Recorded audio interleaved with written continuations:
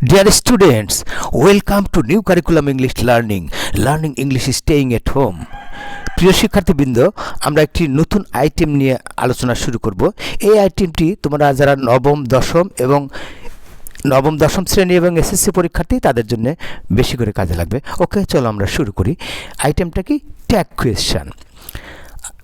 বাস্তব জীবনে কথা বলার সময় আমরা অনেক সময় সেন্টেন্সের শেষে শ্রোতার মন্তব্য, মানে যার সাথে কথা বলি সে আমাদের কথা শুনে কি ভাবছে, স্বীকৃতি বা সমর্থন যাচাই করতে চাই।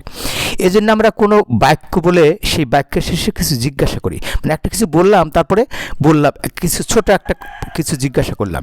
অর্থাৎ কোনো বাক্যের শেষে প্রশ্নবোধক কিছু অংশ জুড়ে দেই। জুড়ে দেওয়া এরূপ প্রশ্নকে ট্যাগ কোয়েশ্চন বলা হয়। মানে আমরা এই যে যখন উদাহরণ দেখো, number 1, Riaz is honest isn't he. বললাম রিয়াজ সৎ, তাই নয় কি? তার মানে এই যে শেষে যে প্রশ্নটা বললাম এইটা হচ্ছে tag question. Number 2, they are running aren't they. তারা দৌড়াচ্ছে, তাই না? যাকে বলছে তাকে আবার জিজ্ঞেস করছে, তাই না, মানে একে কনফার্ম করা তারা কি দৌড়াচ্ছে না, এরকম বিষয়টা। Number 3, Rina has not come has she. Rina আসেনি, এসেছে কি? You can not do this work. তুমি এই কাজটা করতে পারো না, ক্যান ইউ। একটা কথা মনে রাখবে যে ট্যাগ কোয়েশ্চনে স্টেটমেন্ট সেন্টেন্স, মানে প্রথম বাক্যটা যদি অ্যাফার্মেটিভ হয় ট্যাগ কোয়েশ্চন কিন্তু নেগেটিভ হবে। দেখো ইজেন্ট, অ্যাফার্মেটিভ এখানে আরেন্ট, তারপরে এখানে নেগেটিভ আছে, এখানে হ্যাজ শি, অ্যাফার্মেটিভ হয়েছে, এরকম উল্টা। এর বিস্তারিত পরে জানতে পারবে, এখানে একটু বলে দিলাম। আবার দেখো ট্যাগ শব্দের অর্থ জুড়ে দেওয়া এবং কোয়েশ্চন শব্দের অর্থ প্রশ্ন। তাহলে প্রশ্ন জুড়ে দেওয়ার বিষয়টা হচ্ছে ট্যাগ কোয়েশ্চন। এই যে এখানে স্টেটমেন্ট সেন্টেন্স তারপর প্রশ্ন জুড়ে দিলাম, এটা হচ্ছে ট্যাগ কোয়েশ্চন। সুতরাং কথোপকথনের সময় বাক্যের শেষে যে সমর্থনসূচক প্রশ্ন করা হয় বা জুড়ে দেওয়া হয় তাকে ট্যাগ কোয়েশ্চন বলে। একদম ইজি ম্যাটার, বোঝাই যাচ্ছে। কিন্তু ট্যাগ কোয়েশ্চন কয় প্রকার? 2 প্রকার। Affirmative tag and negative tag. Negative tag হচ্ছে না বোধক, অ্যাফার্মেটিভ হচ্ছে হ্যাঁ বোধক। তাহলে আগেই বলা হয়েছে যে স্টেটমেন্ট সেন্টেন্স যদি হ্যাঁ বোধক হয়, অ্যাফার্মেটিভ হয়, তাহলে ট্যাগ হবে নেগেটিভ। আর আবার যদি স্টেটমেন্ট সেন্টেন্স মানে প্রথম অংশ যদি অ্যাফার্মেটিভ হয়, নেগেটিভ হয়, এই যে ক্যান নট আছে, তাহলে পরের অংশ হবে নেগেটিভ। এটাই আর কি। এই কথাই বারবার আসবে, আবার বারবার আসবে মানে তোমাকে কিন্তু একদম সুন্দরভাবে বুঝে নিতে হবে। যেখানে বর্ণনা করা হয়েছে, বলে দেওয়া হয়েছে ট্যাগ। এটা গেল উপরের 3 ও 4 নম্বর অ্যাফার্মেটিভ, এই 3 and 4 অ্যাফার্মেটিভ। দেখতে পাচ্ছ এর নেগেটিভ আছে এখানে, এই যে ট্যাগ হয়েছে অ্যাফার্মেটিভ, এবং 1 ও 2 নেগেটিভ। এই যে এখানে অ্যাফার্মেটিভ আছে প্রথম অংশ, এর নেগেটিভ হয়েছে, এটাই বলা হচ্ছে এখানে। ওকে, তাহলে হয়ে গেল এটুক। পরে দেখো ট্যাগ কোয়েশ্চেনের জন্য যা প্রয়োজন। তাহলে ট্যাগ কোয়েশ্চেন করতে হলে তোমার কী বিষয়গুলো মাথায় রাখতে হবে। ট্যাগ কোয়েশ্চেন তৈরি করতে সাধারণত নিচের সাহায্যকারী ভার্বগুলো লাগে। হ্যাঁ, প্রশ্ন আমরা কিন্তু জানি যে 2 ভাবে করি, একটা হচ্ছে WH কোয়েশ্চন আর আরেকটা হচ্ছে যে অক্সিলিয়ারি ভার্ব ব্যবহার করে। তাহলে আমাদের কিন্তু এই ট্যাগে কোনো WH কোয়েশ্চনের ব্যবহার নেই, অক্সিলিয়ারি ভার্ব ব্যবহার করি আমরা এটা করব। তাহলে অক্সিলিয়ারি ভার্ব কি ব্যবহার করতে হবে সেটা মাথায় রাখলে কিন্তু হয়ে যাবে। তাহলে অ্যাফার্মেটিভ ট্যাগের ক্ষেত্রে am, is, are, was, were, shall, will, should, would, have, has, had, can, could, may, might, must, ought to, used to, টুটা ব্র্যাকেট আছে, ডেয়ার সাহস করা, এগুলো সম্পর্কে আরও ক্লিয়ারলি জানবে পরে। Need, do, does, did. Present indefinite আর পাস্ট ইনডিফিনিট হলে এগুলো লাগে টেন্স, এটা তো নিশ্চয়ই জানো, আর না জানলে এখনই বুঝে নাও। নাম্বার 2, নেগেটিভ ট্যাগের ক্ষেত্রে উপরযুক্ত সাহায্যকারী ভার্বগুলোর সংক্ষিপ্ত নেগেটিভ ফর্ম লাগে। তাহলে এটা মনে রাখবে যে এই ভার্বগুলো আমরা যখন অ্যাফার্মেটিভ করতে হলে তো এইগুলো সহজেই বোঝা যাচ্ছে, কিন্তু যখন বাক্য নেগেটিভ করবো তখন তো নেগেটিভ ওয়ার্ড ইউজ করতে হবে। তাহলে যে অ্যাম নট, আরেন্ট, এটা মনে রাখবে বিশেষ করে।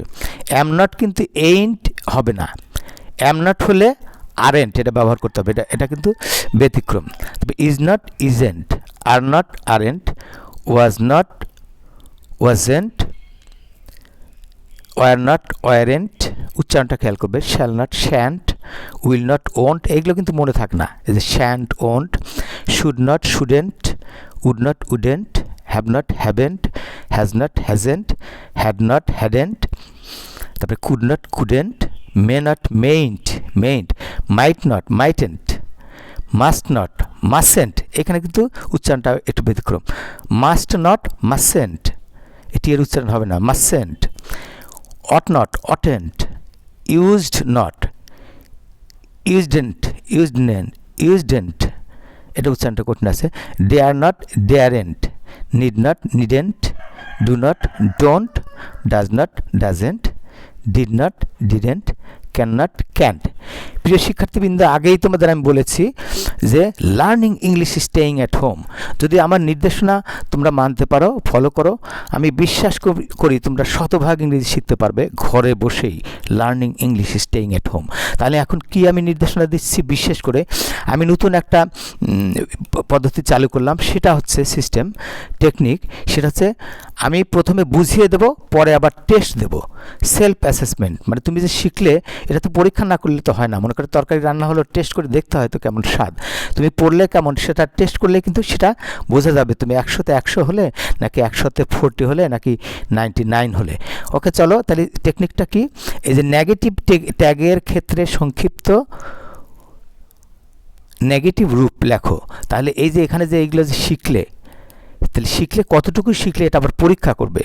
এইখানে কিন্তু গুনে গুনে 24টা আছে, 24টা শর্ট ফর্ম আছে।